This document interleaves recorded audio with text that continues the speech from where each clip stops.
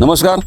नमस्कार. नमस्कार. आज आपण अहिल्यानगर जिल्ह्यातील राहाता तालुका आणि अस्तगाव पंचक्रोशीमधील संदीप जेजूरकर यांच्या टरबूजच्या प्लॉटवरती आपण आलो आहोत. आणि या ठिकाणी ह्या टरबूजच्या प्लॉटवरती एक उत्पादाची सिरीज म्हणजे आपण एक प्रॉडक्ट दिलेलं आहे ज्याचं नाव आहे जैविका तंत्रज्ञान. जैविका तंत्रज्ञान ह्या दोन नावाने चालतं. एक चालतं टेराटेक टेक्नॉलॉजी आणि एक चालतं जैविका तंत्रज्ञान. तर आपण आज मराठीमध्ये थोडं जैविक तंत्रज्ञान काय हे समजून घेऊया म्हणजे शेतकऱ्यांच्या लक्षात येईल. या ठिकाणी आपण 2 ते 3 प्रॉडक्ट्स जे काही वापरलेत त्याची माहिती तुम्ही द्यावा.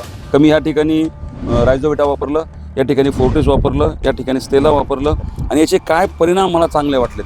नमस्कार मित्रांनो. नमस्कार.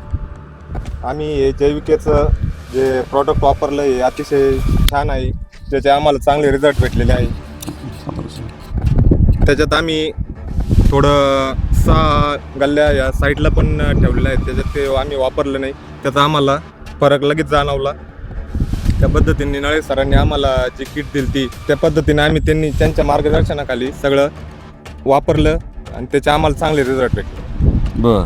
आता ह्या रिझल्टमध्ये तुलनात्मकदृष्ट्या आपण ठेवला आहे म्हणजे कंट्रोल आणि ट्रीटेड ठेवला, तर हा जिथं ट्रीटमेंट दिली तिथं काय फरक जाणवला, काय बदल जाणवला तुम्हाला? आम्हाला सुरुवातीच्या 15 दिवसातच लगेच फरक जाणवला. काय म्हणजे काय फरक जाणवला? जे याची झाडाची ग्रोथ आहे ती चांगल्या प्रकारे आम्हाला दिसून आली. म्हणजे त्या सहा मध्ये आणि या बाकीच्या याच्यामध्ये. ओके. बरं, तुम्ही टरबूज किती वर्षापासून करता? तसं आहे 2 वर्षापासून. 2 वर्ष म्हणजे मागच्या वर्षाचा अनुभव. आणि सर्वात महत्त्वाचं, मी आता प्रमोशनच्या माध्यमातून फिरत असतो, या वर्षीचं वातावरण अतिशय प्रतिकूल आहे की काही शेतकऱ्यांचा जो टरबूज आहे काही गाठी एवढ्या आहेत, काही मोठे झालेत, म्हणजे असे अनइवन साईज आहे, युनिफॉर्म साईज नाही, म्हणजे एकसारखेपणा नाही, काही छोटे आहेत काही मोठे आहेत. हा अनुभव तुम्हाला काय जाणवला? ज्यावेळेस सेटिंगला प्लॉट होता त्यावेळेस धुळी जादा आली होती. त्यावेळेस आम्हाला त्या वातावरणाचा खूप परिणाम झाला. ज्या दिवशी आम्हाला सेटिंग पाहिजे होती तशी मिळाली नाही. बरं. आणि मग इथं जिथं आपण टेक्नॉलॉजी वापर केला इथं नाही, इथं आहे भरपूर आहे. इथं भरपूर तुम्हाला दाखवतो. आता ते बघूया. आपण तिथं बघूया जाऊन की 6 गल्ल्या सोडल्यात. शेतकऱ्यांनी खूप मोठं धाडस केलं. 6 गल्ल्यांचं नुकसान आज आपल्याला पाहायला भेटणार आहे.